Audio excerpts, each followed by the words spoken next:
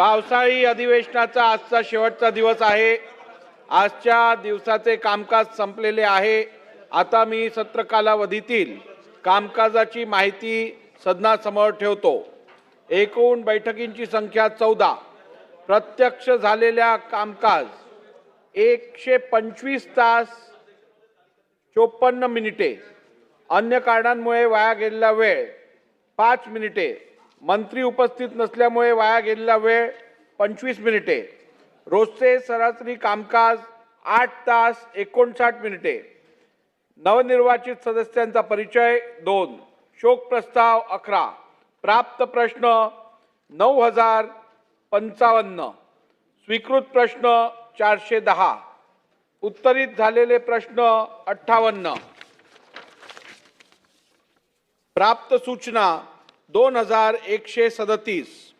स्वीकृत निरंक लेखी उत्तरी 500। अतारांकित याद्या 37 ते 46 पटलावर ठेवण्यात आल्या। अल्पसूचना प्रश्न प्राप्त सूचना 7। अस्वीकृत 7। अल्पकालीन चर्चा प्राप्त सूचना 6। मान्य 5। चर्चा झाली 3। अस्वीकृत 1। लक्षवेधी सूचना एकूण प्राप्त सूचना 2998। स्वीकृत सूचना 292। चर्चा झालेल्या सूचना 62। नियम 97 अन्वयच्या सूचना प्राप्त सूचना 130। मान्य निरंक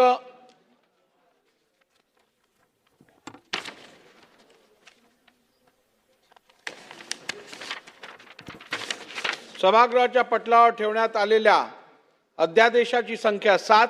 अध्यादेशासंबंधी नापसंती व्यक्त करण्यासाठी आलेल्या प्रस्तावांची संख्या 7। शासकीय विधेयके विधानसभा पुरस्तापित 22। संमत 21। संयुक्त समितीकडे पाठवलेल्या विधेयकांची संख्या 1। विधान परिषद संमत 9। अशासकीय विधेयके प्राप्त सूचना 29। मान्य 11। पुरस्तापित 9। विचारात घेतलेले 7। संमत निरंक नियम 293 अन्वय प्रस्ताव प्राप्त सूचना 5। मान्य 5। चर्चा झाली 5। अर्धा तास चर्चा प्रश्नाच्या उत्तरातून उद्भवलेल्या प्राप्त सूचना 143। स्वीकृत 106। चर्चा झाली 4।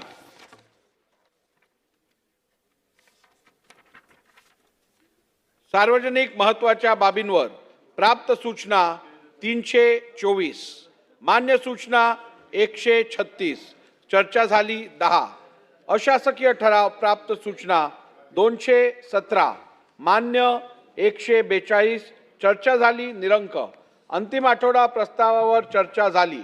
सन्मान्य सदस्यांची उपस्थिती जास्तीत जास्त उपस्थिती 84.96%।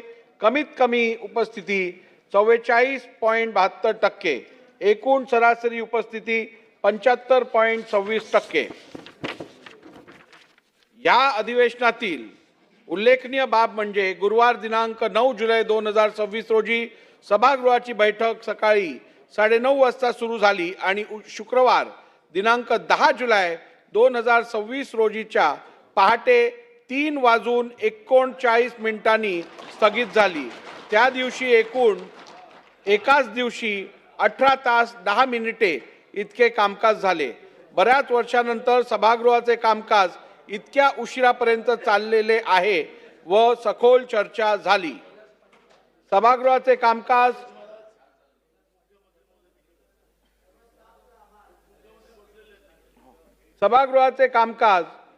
सुरळीतपणे पार पडण्यासाठी आपण सर्वांनी मला सहकार्य केले त्याबद्दल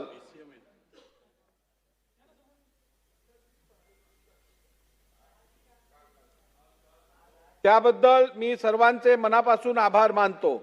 माननीय मुख्यमंत्री, दोन्ही माननीय उपमुख्यमंत्री, माननीय उपाध्यक्ष, माननीय संसदीय कार्यमंत्री, सर्व माननीय मंत्री, सर्व माननीय राज्यमंत्री, सर्व तालिका सभाध्यक्ष, माननीय मुख्य प्रतोद, सर्व सन्मान्य गटनेते, सर्व सन्माननीय सदस्य, प्रसिद्धी माध्यमांचे प्रतिनिधी, विधिमंडळाचे सर्व अधिकारी व कर्मचारी, सर्व सुरक्षा अधिकारी व कर्मचारी, तसेच मंत्रालयीन अधिकारी व कर्मचारी या सर्वांचे मी मनापासून आभार मानतो।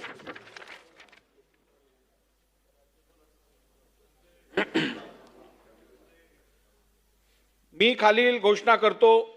राज्यपालांना अशी शिफारस करण्याचे ठरले आहे की महाराष्ट्र विधानसभेचे पुढील अधिवेशन सोमवार दिनांक 7 डिसेंबर 2026 रोजी विधान भवन नागपूर येथे घेण्यात यावे। विधानसभेचे अधिवेशन संस्थगित करण्याबाबत घोषणा। सभागृहासमोरील कामकाज आता संपले आहे। राज्यपालांकडून पुढील प्रमाणे संदेश आला आहे। मी जिष्णू देव वर्मा, महाराष्ट्राचे राज्यपाल, भारताच्या संविधानाच्या अनुच्छेद 174 खंड 2 उपखंड क द्वारे मला प्रदान करण्यात आलेल्या अधिकारांचा वापर करून याद्वारे शुक्रवार दिनांक 10 जुलै 2026 रोजी होणाऱ्या सभागृहाच्या बैठकीच्या समाप्तीबरोबरच महाराष्ट्र विधानसभेचे अधिवेशन संस्थगित करीत आहे।